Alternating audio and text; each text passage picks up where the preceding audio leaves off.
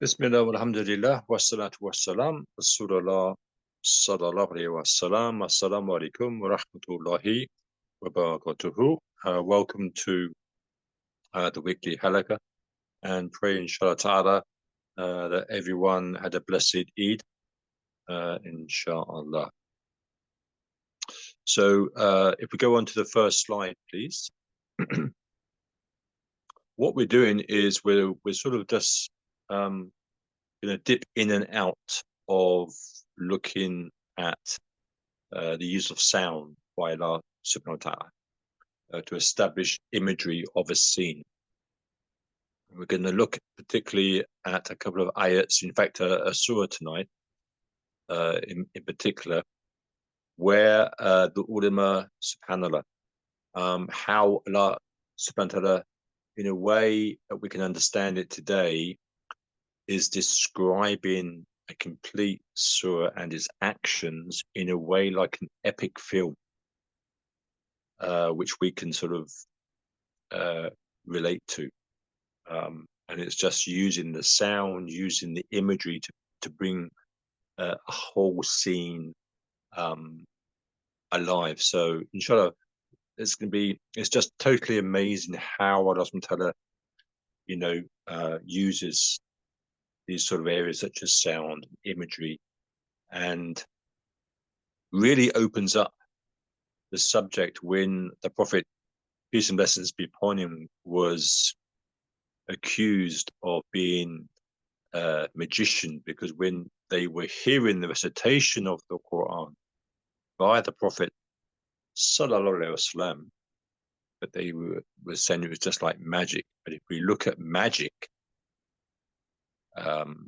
today, in fact, technology is the modern version of magic, but magic is something that you see. But they, the Quraysh, they were accusing the Prophet, peace and blessings be upon him, of magic because of something that they heard. Isn't that amazing? Not what they saw. You would see magic take place, but no, this is something that they heard, and they still accused the Prophet of magic, because it's just its sound and how it was coming alive in their hearts, which they couldn't deal with. Subhanallah. Anyway, let's go on to the next slide, please. Surah Ash-Shams. So we just look at the translation. But they denied him and hamstrung her, so their Lord brought down upon them destruction for their sins and made it equal upon them. And I just want to focus on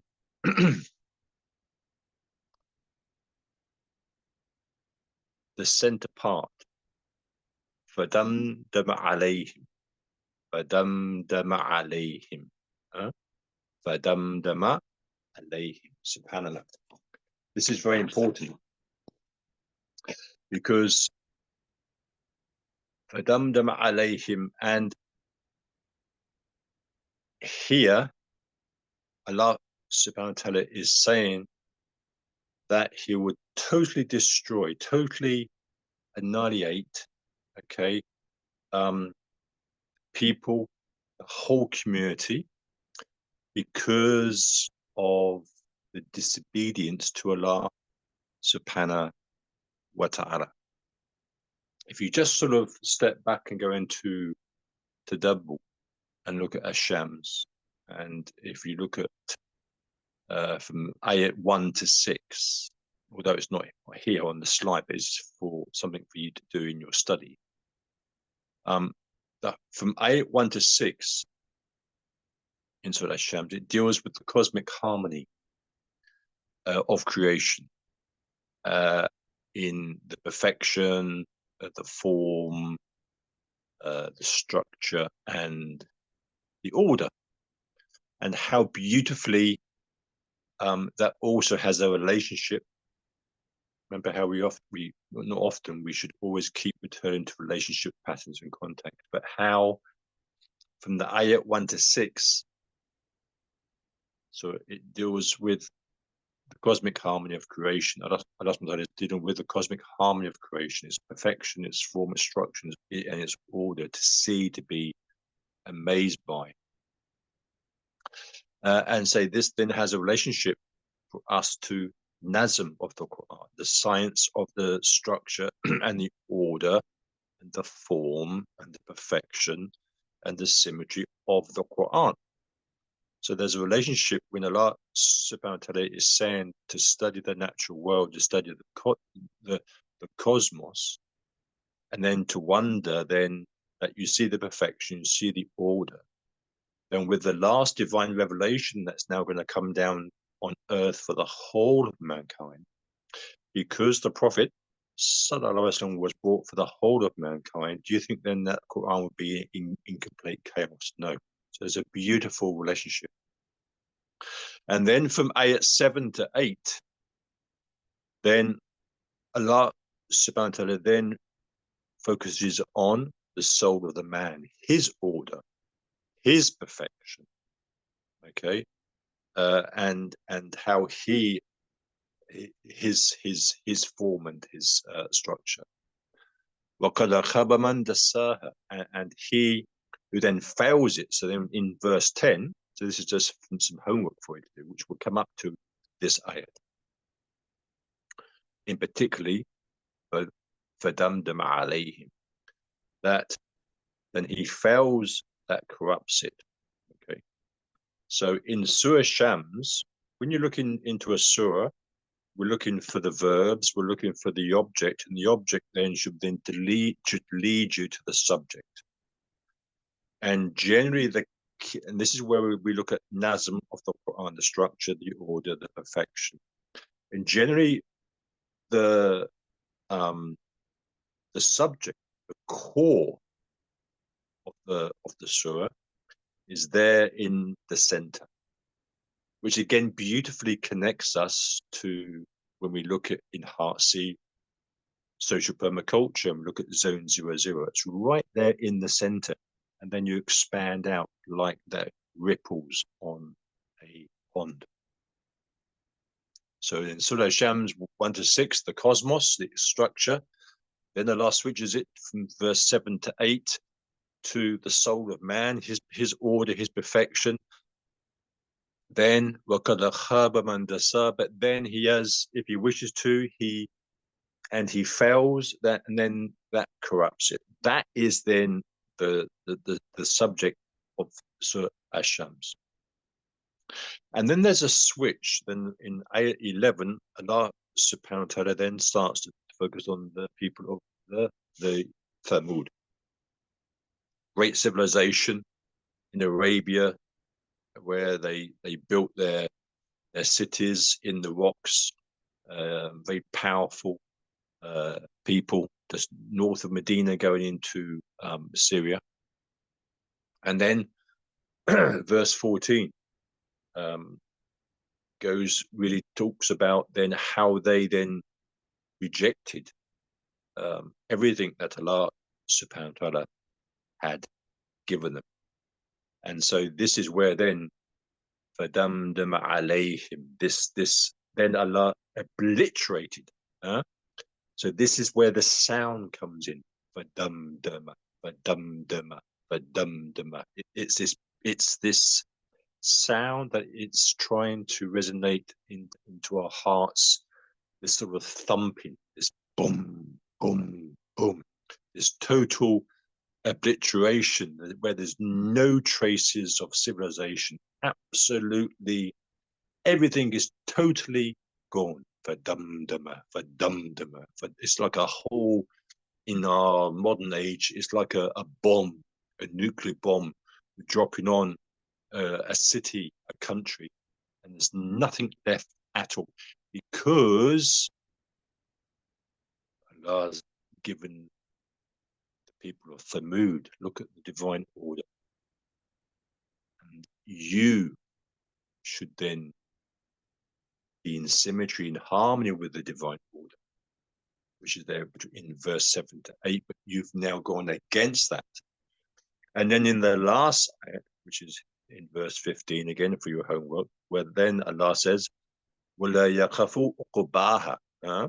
And for him, there is no fear of any consequences. So Allah subhanahu wa ta'ala gives you opportunity, and then he totally obliterated the people of Thamud. No trace at all. Now, let's now take that in relation to what's happening in Palestine, the genocide, okay? At some stage, individuals are going to be held accountable in the courts, inshallah. The ultimate court is going to be in front of Allah subhanahu wa ta'ala. But we can just see how now the genocide and everything is now, the fingers are now beginning to be pointed. And what these leaders of countries in the dunya, they're always scared of, is once they obliterate, once they form genocide, mass murder, then they are going to be held accountable. Okay. But here in this last ayat, Allah says that there's no comeback. Okay. Allah is the one that totally obliterates and finished. There's no comeback at all, subhanallah. But we're just going to open tonight, connecting to sound, fadamdama, how Allah subhanahu wa ta'ala is saying, you want to go against my order, the order of the universe, and how you as a human being should be in harmony with that divine order. And if that's what you want to do, doesn't matter how powerful you may be by establishing your cities in the mountains, I will totally annihilate you, obliterate you, fadamdama, subhanallah. And unless we start to have resonance with this particular area, then again, we can bypass this ayat and it will have little effect on us. But Allah subhanahu wa ta'ala, and learning from the ulama, want to highlight this, which is very important. And again, it connects to sound, okay? That the last revelation would come down and it had to be recited, sound. And how important it is for us who are in these last stages of life on earth. This is why we have to study Islamic eschatology, that sound and the increased time now that we're in, and the advancement of technology, which is going to be against us and turn against us and humanity, is all connected to the sound of the vibration and the energy and the frequency. And we go back to the first mission given to the Prophet sallallahu alaihi wasallam in Surah Jum'ah, to recite, yatlu alayhim, to recite on them. I think the other week we were talking about when the Prophet left Mecca because of the persecution, and he went to Ta'if to try and get help from there, and he was persecuted even more. And on the way back, when he began to pray and to recite the Quran, jinn walked past and they stopped because they heard, what is this sound? Okay, so again, there was a connection there with sound. And then we learned later how a number of the Quraysh used to come out, particularly over a 3-day period, to listen again to how the Prophet was reciting. So it's all beautifully packaged in connection with sound, and that's what we'll just open with tonight in Surah Ash-Sham. But those other ayats is for you through that double to step back and then go into the tafsir and to then look at verse 1 to 6, 7 to 8, 10, 11, and then 14, and then 15. Go on to the next slide, please. So let's return to Surah Yasin, the imagery of the earth and the moon making tawaf for the sun. And please contact Sister Hafsa, because it was just before Hajj that we done a workshop, a course on the cosmic tawaf, And so if you want to see that, please contact the recording. Please contact Sister Hafs. But let's just return to Surah Yasin, the image of the earth and the moon making tawaf of the sun. Go on to the next slide.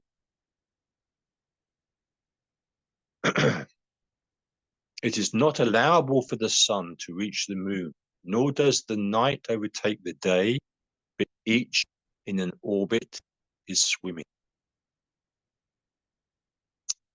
Okay. So let's just go to that last part. Kullu fi falaqi yasbahun. Okay, that's what we want to focus on. Kullu fi falaqi yasbahun. Now, again, there's a very profound lesson here for us when we look at the need to learn about everything as a relationship together. And we've explored in Heartsea relationships, patterns, and the principles of nature and the language of nature. Everything is interconnected, and the importance of understanding ecosystems. And this all goes back to the linguistic understanding of Tawheed, unifying. And whether we go into the macro, whether we go into the macro, we're seeing connection all the time. And hence, we always begin with Heartsea, you know, with the activities of sit spots, etc. And to understand all of this, it's then when we want to study the Quran, like if you want to study an ecosystem, we can look at the parts, but in order to understand the parts, we need to understand the whole. Just go back to the ayat that we've just done, where we looked at verse 1 to 6, which is the macro, the cosmos, and then where then we reflect inwardly ourselves. And again, that beautifully connects to the open ayat revealed to the Prophet in the cave of Hira, where we've looked at before ayat 1 and ayat 2, and again how that beautifully connects when Allah says also later in the Quran, Senurihim ayati, He will continue to show the signs on the horizons as within themselves. So you can see that as the more we go through this, that we see those connections are just about everywhere. Not just about everywhere, they are everywhere. SubhanAllah. And so it is not allowable for the sun to reach the moon, nor does the night. So obviously, in the lecture on the cosmic tawaf, we have the Kaaba, which is in the dunya, and the Haji, the Muslim, is going anti-clockwise. So it's like the atom, it's like the nucleus and the electrons going around the nucleus. It is anti-clockwise. It's like us going around the Kaaba, which is the center, and then you can expand it out for the sun is also the center, and all of the planets, which we're going to focus on here, like orbiting around the sun. You can reflect it in the spiritual understanding of the heart, the qalb, and the blood going around the heart as well. So whether you are a believer or a disbeliever, fact of life is every single one of us are making tawaf, voluntary or involuntary. And we've covered as well, although we've started tonight in relation to sound, how we mentioned it last week, how Allah subhanahu wa ta'ala also uses words. Okay, it's again connects us to the nazm of the Quran, structure, order, that every letter, every word is in its correct place for a correct understanding. Okay, so it's just amazing. So just have a look here. So starts with the waw, the qaf, and the lam, the fa and the ya, and then the fa, the lam, and the qaf. And this mirrors, because if we look at the right, we start with qaf, lam, fa. So qaf, lam, fa, ya. And if we go on to the left-hand side and we go from the outward in, then we go qaf, lam, fa. So it's mirroring exactly what's taking place here. And this is the part as well. The lesson is that the sun is also important. As a Muslim, we depend on the sun, and we depend on the sun, obviously, to live, but also we depend on the sun for its movement, for our salah. So we have a relationship with the sun. We don't worship the sun. And we have a relationship with the moon in relation to the lunar calendar. And there's other very important deep connections also in relation to the moon and Earth, and the moon and us. But this relationship between the moon, it never overtakes the moon. It's in the relationship, but the moon is also making ta'af, okay? It's making ta'af of the sun. So we can study the sun as a part, we can study the moon as a part, but to understand everything that's taking place, then we have to go into what we call systems thinking. And that's what this ayat is trying to show us here. And it's just amazing that yasbahun, that's the word for rotating, and the key letter there is the ya, okay? And if you just look at the kullu, don't worry about the wow, kullu. So the first calf, okay, connects with the last letter calf.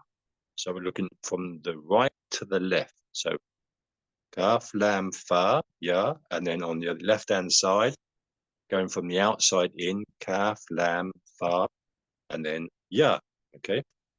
So the first kaf on the left has a relationship with the kaf on the left. The second letter, which is the lam, has a relationship with the lam on the left. And then the fa has a relationship with the fa on the left. And right in the center is the ya.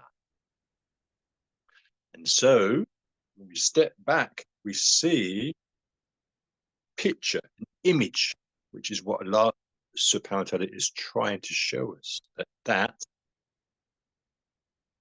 all of the planets are orbiting around the sun, which is supposed to represent the ya. All the planets are orbiting around the sun. And then the yasbahun is rotating. Okay, each heavenly body is in its orbit. So if you draw a line, the kaf goes from right to left, connects to the kaf and goes in a complete circle. That would be the outer circle.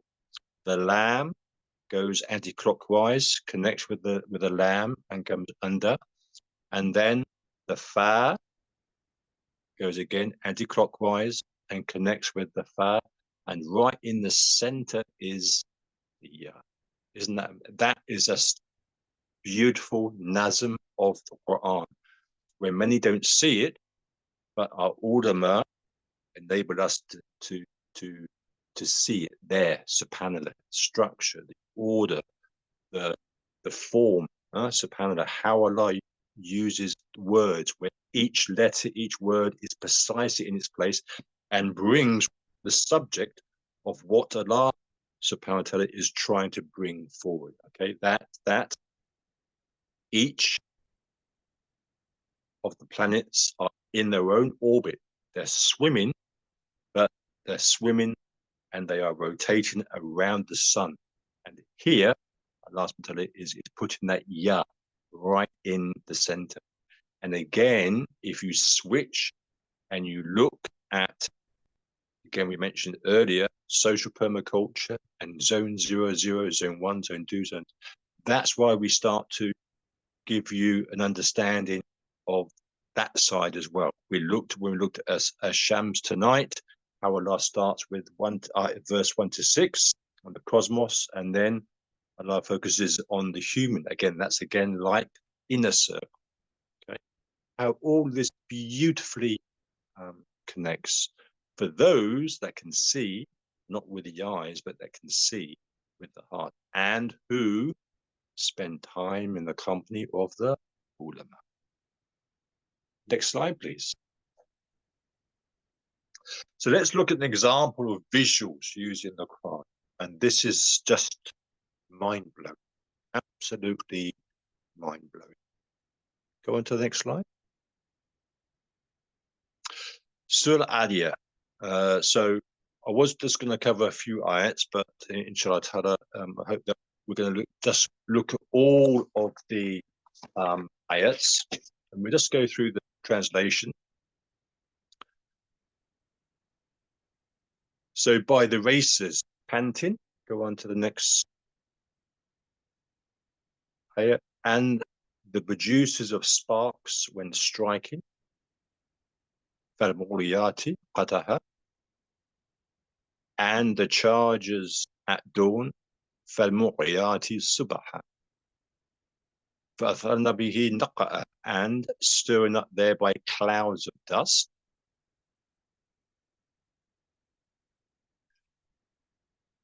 فَوَسَّطْنَ بِهِ جَمْعًا, and arriving thereby in the center collectively.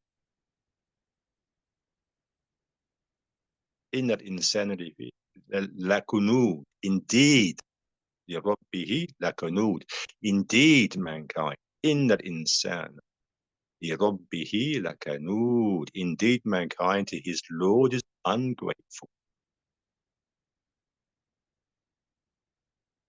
And indeed he is to that a witness. وَإِنَّهُ عَلَى ذَلِكَ لَشَهِيدٌ,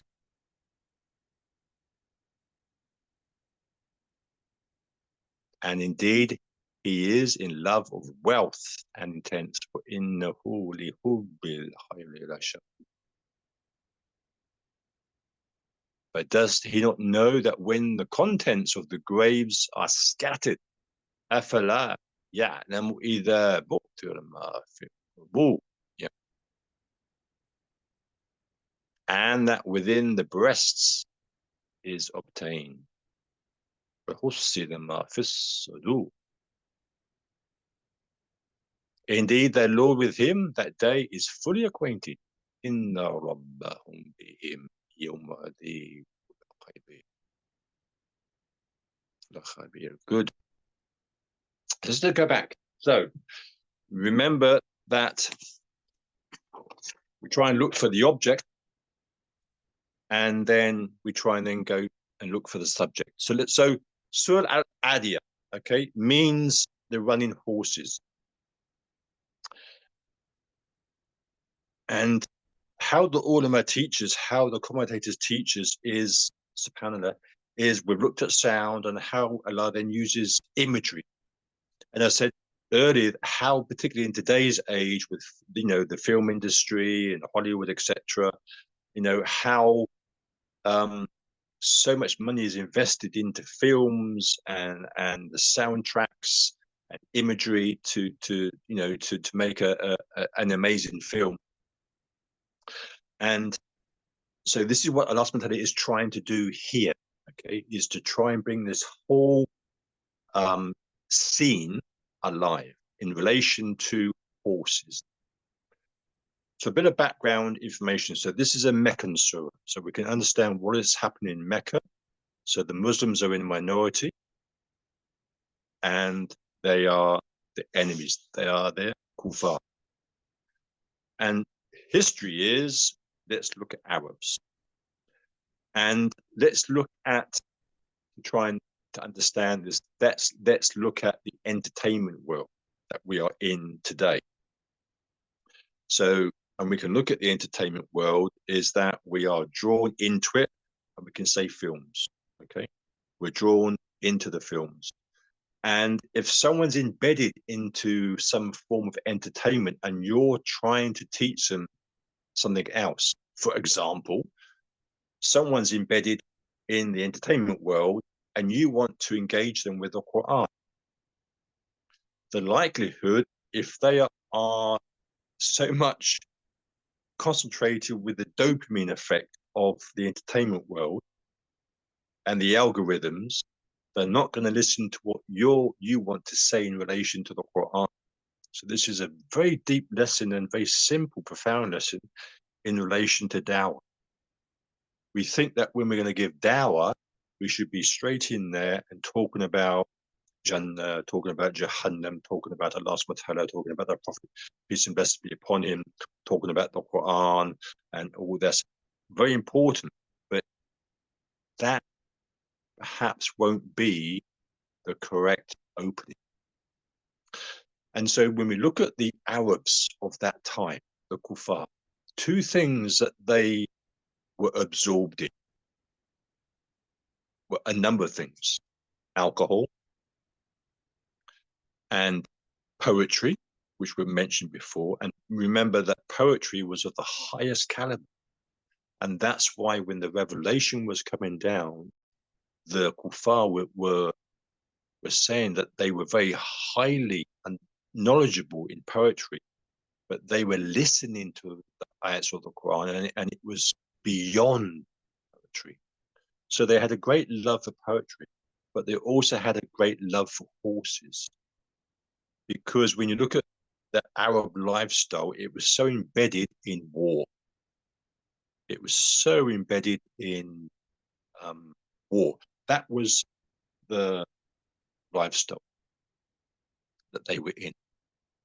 If you just look at the ayats that we've just gone through in Surah Al-Adiyah, and it's a Meccan surah, not once in the whole of that surah does Allah subhanahu wa ta'ala refer to himself, refer to Jannah, refer to Jahannam, refer to the Quran, refer to the Prophet. Not one letter, word in connection. And so what Allah subhanahu wa ta'ala is trying to do is to grab the attention of the Arabs, because their focus, they were war people, their focus was poetry, there was the alcohol there, and women, and horses. And when we say horses, and it's still there today, it was a love for Arab horses, which are a smaller breed than sort of the main sort of race horses that you would see today. And there's still a lot of very sort of deep breeding, and there's a lot of money in Arab horses. So Arab horses and hunting, particularly with falconry. And as many of you know, it was falconry that led me to Islam in Arabia, well over 20, 23, 24 years ago. And even today, falconry and the Arab horses is still important throughout that Arab world. So that's the background. And so again, you know, we hear the phrase, it's about winning hearts and minds. And so if you're besotted in that, there's no point trying to talk about the Quran. So it's, in a way, if we relate it to a Hollywood film, and all the films that are coming out and they're played out on TV or your iPad, they will give you just a clip of a new film, okay? And they'll show you all these amazing clips with sound and imagery, but they won't, and it's to entice you in, it's to get your attention, but they won't give you the crux of it, the actual subject matter. They take it to the point through the advert to entice you in. Oh, I've got to buy this, I've got to actually watch it. So they're very clever, and this is how Allah subhanahu wa ta'ala, you know, works in the Quran as well. Allah subhanahu wa ta'ala in this surah is grabbing the attention of the Arabs, so they are in resonance with what they are hearing, because yes, I understand this now. Okay, these verses are talking about running horses. These verses are going to talk about war.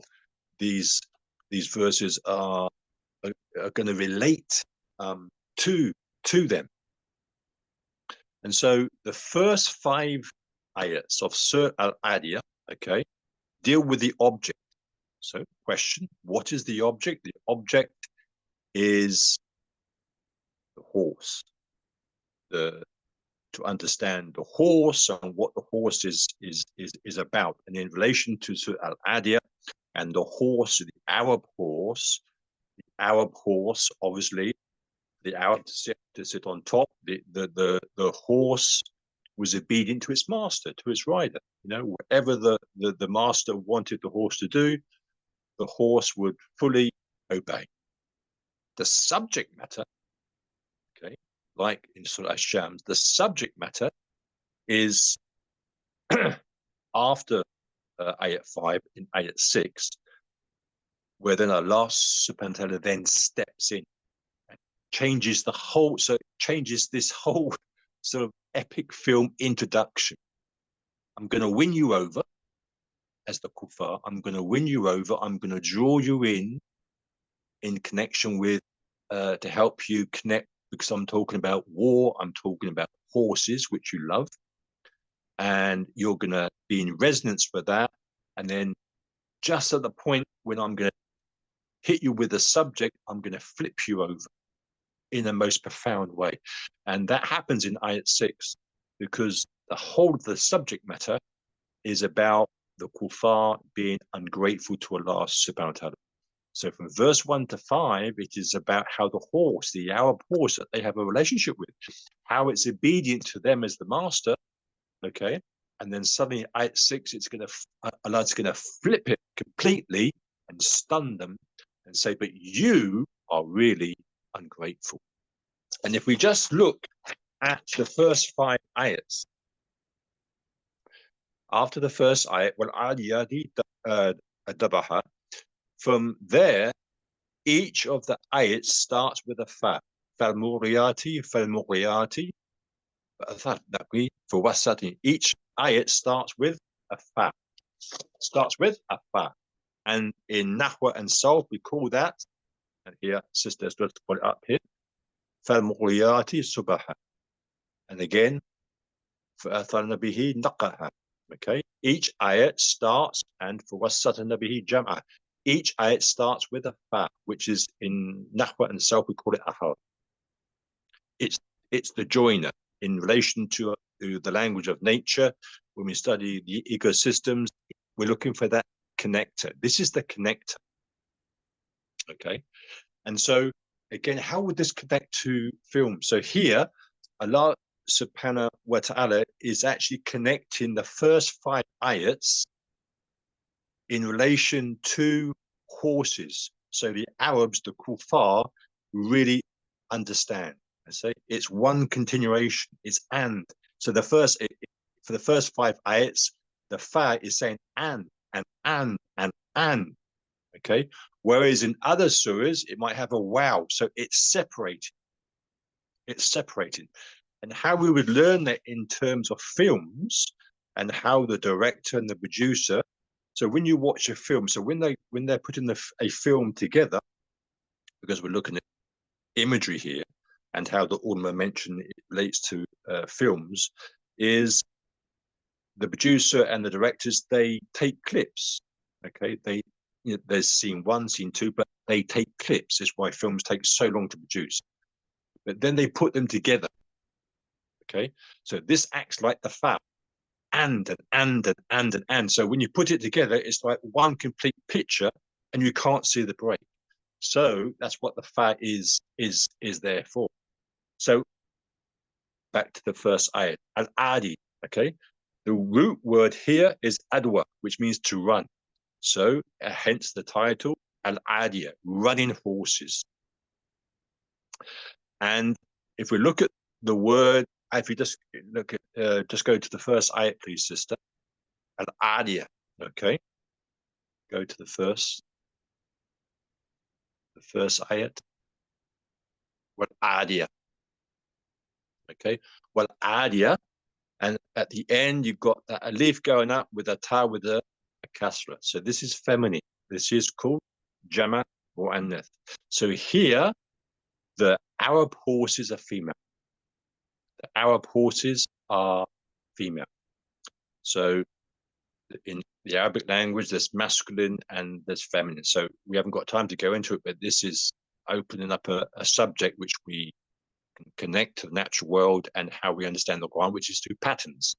So we're looking at relationships, and then there's the patterns, then there's the context. So ad-aliyah comes from the root word adwa, which means to run. So we're talking about horses that run, and the horses are small in number, and they are feminine because the ya with the alif and the ta with the kasra. And then dabaha, okay, panting. So this is again sound. This now, so Allah is connecting imagery like a film to the horses that are running. Okay, so Allah is relating this now to the kuffar, which they're beginning to pay attention. Okay, they wouldn't be paying attention to if Allah was talking about the Quran and gender. Okay, Allah is now getting onto their wavelength, winning them over, reeling them in, and then flips them. Okay, in ayat 6. And so dabaha, that the horse, the Arab horse, as it's galloping, as it's running, okay, it's the sound from the chest, dabaha, dabaha, dabaha, dabaha. And if you see any films and you see the horses run, you can just hear that sound, dabaha, dabaha, dabaha. And that's what Allah subhanahu wa ta'ala is trying to show here. Then we go into the next ayat, muriyati. Okay, fal starts with a fa. Okay, and each of the first 5, it's one complete picture. Fal muriyati qadaha, and the producer of sparks. Sparks for muriyati it produces fire with wood. And the qadaha here is, we've mentioned it before in when we looked at the impact that sound, but now we're expanding out that it strikes with flint. So the horses had the metal plates, hooves, and so as the horse is running, it's panting. Okay, it's a feminine horse, it's a small, but it's running into battle, and the hooves, as they're hitting the rocks, it's striking with fire. So فالمغليات, the producing fire as the hooves are striking the rocks. قدها, قدها. Okay, go on to the next ayah. مغليات, and here the sudden attack upon your enemy. مغليات, the sudden attack on your enemy. When? Subaha, in the morning.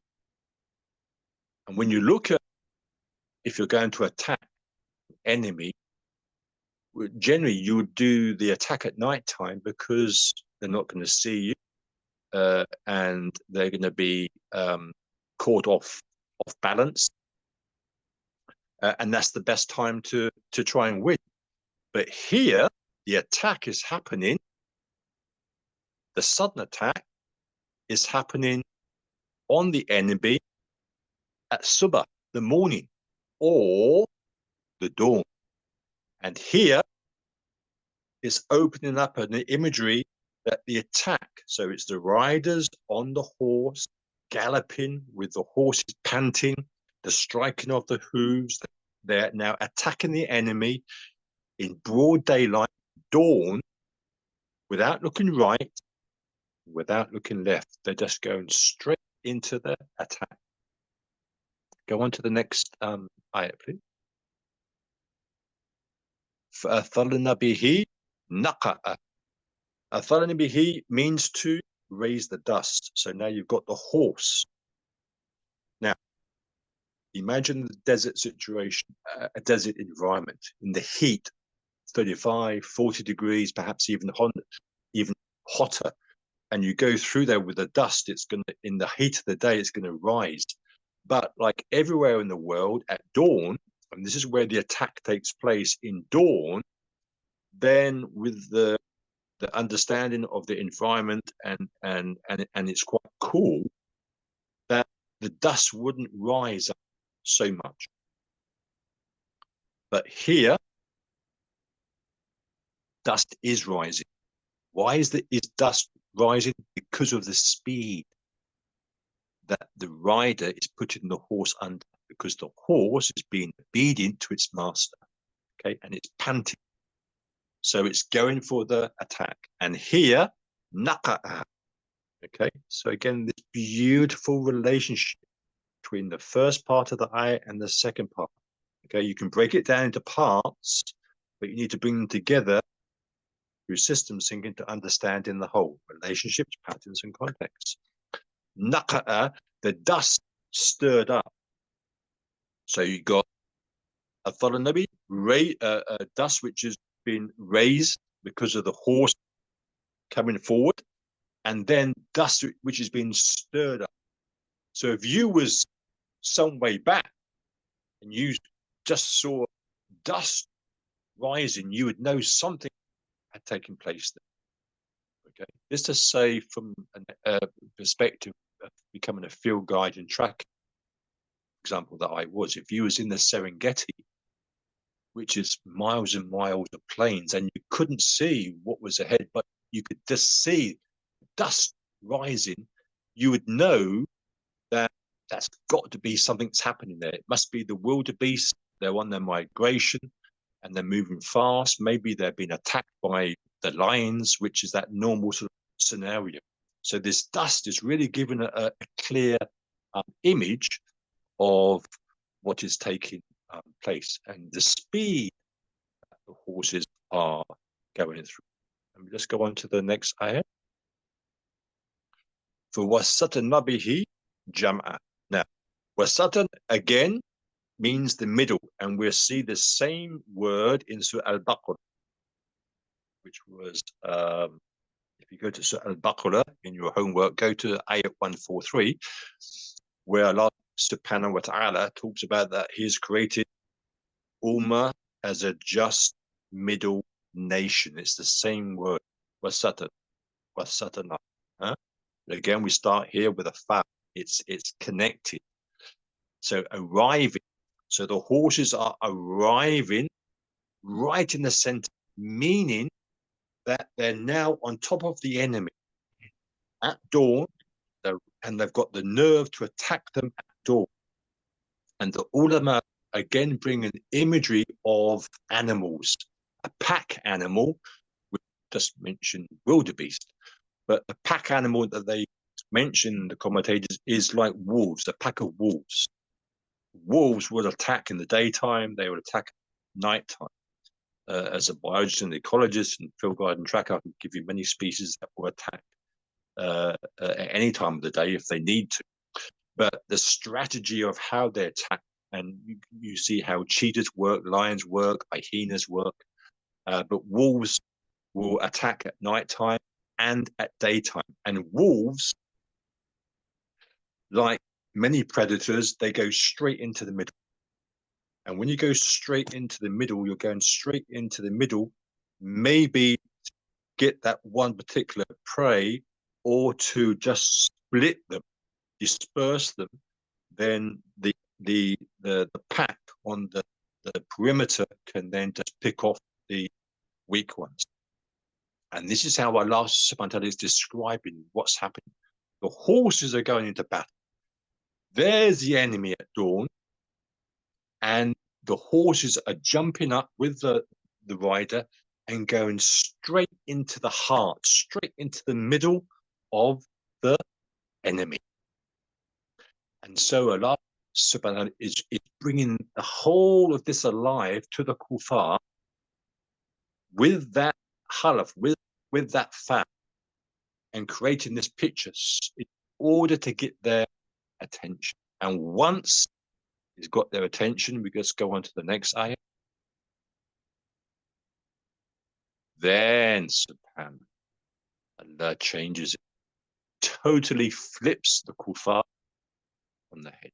Just like I was looking for that word, the preview. If you watch, if you know, when they try and entice you to a new film, they always show you a preview. That's the word I was looking for. And the preview is always exciting. It's full of sound. It's full of imagery. It's to entice you, it's to get your attention from what you were doing. Okay. But they don't give you the subject. To see the subject, now you've got to actually pay for the film, you've got to go to a cinema or whatever. And now here, from verse 1 to 5, Allah subhanahu wa ta'ala has just been dealing with the object, the image. Okay. You kuffar, you like horses. Huh? You like fighting. So I'm going to open a whole cinema production for you now. I'm going to win your hearts and minds. So they're loving it. Then suddenly he flips them and says, but indeed, mankind, you, inna insana, huh? To his Lord is ungrateful. Now look, inna insana, that has a relationship with asr, inna insana. See how? So we need, there's a relationship. How Allah has put inna insana here in Surah Al-Adiyah, and then with Surah Asr, inna insan. Huh? But there's a difference in the end. In here, Allah subhanahu wa ta'ala says, lakanu, whereas in Surah Asr, it's different. That's not for today's lesson. So the subject matter of Surah Al-Adiyah is here in Ayah 6, where the object leading up to it is from 1 to 5. And then Allah then goes through, then, towards the end to Ayat 11. But the whole point is here in Ayat 6 is to say, look at the horse. It does everything that you, as kuffar, want it to do. It will even run into battle. It will even kill itself, okay, to please what you want to do. It's obedient to you, but you are not obedient to me. And then if, just to end, when we look at the relationships, which are longer relationships, so we looked at this surah now. If you look at Surah 99, Al-Zalaha, look at Surah 99, look at Surah 101, Al-Qariyah, and look at Surah 102, Surah 102, Al-Haqq, look at those are in relation to turning away from Allah subhanahu wa ta'ala, amassing the dunya, amassing the wealth, and then how that is connected to the earthquakes. And your whole focus is on the dunya. You're ungrateful to Allah subhanahu wa ta'ala. So in this whole surah, there's a lesson in dawah. Don't need to mention, there's no mention of the Quran. There's no mention of Jannah. There's no mention of the Prophet. There's no mention of Allah. Okay, it's to grab your attention. And that's, before we close, that's an opportunity for us when we're giving dawah, particularly in Heart C, is think of all what we've done so far. We could use this in the most beautiful way with Surah Ibrahim and the mother tree and the good tree. Why go straight to Surah Ibrahim and talk about the good tree and how it relates to the Muslim, and then the other ayat, which is the bad tree, relates to the bad Muslim, to win the hearts and minds if you was teaching the disbelievers, and using the natural world is a fantastic way to give dawah to non-Muslims, because they just wouldn't understand it, but they would be in resonance because they would understand the connection here.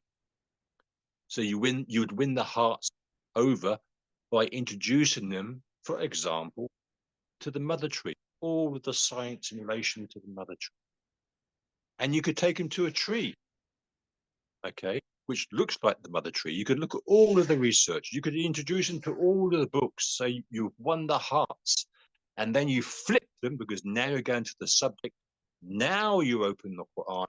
Now you introduce the good tree.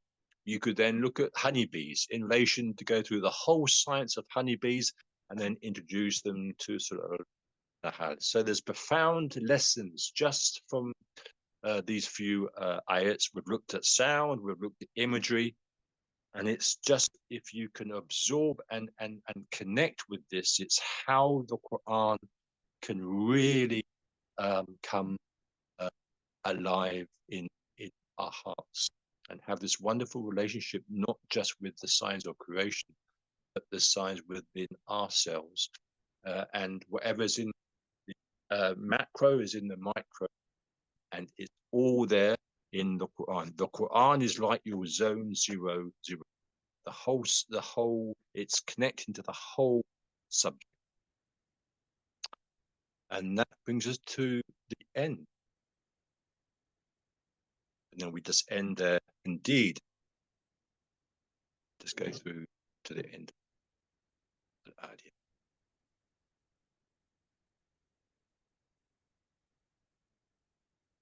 And next week, we will look at how the Quran targets the human side, inshallah.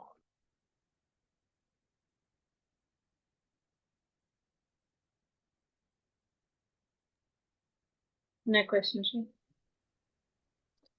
Bismillah, alhamdulillah, wa salatu wa salam, Rasulullah, sallallahu alaihi wasallam, a'udhu billahi minash shaitanir rajim, bismillahir rahmanir rahim, wal asri, inna al-insana lafi khusr, illa alladhina amanu wa amilu as-salihati wa tawasaw bil haqqi wa tawasaw bis sabr.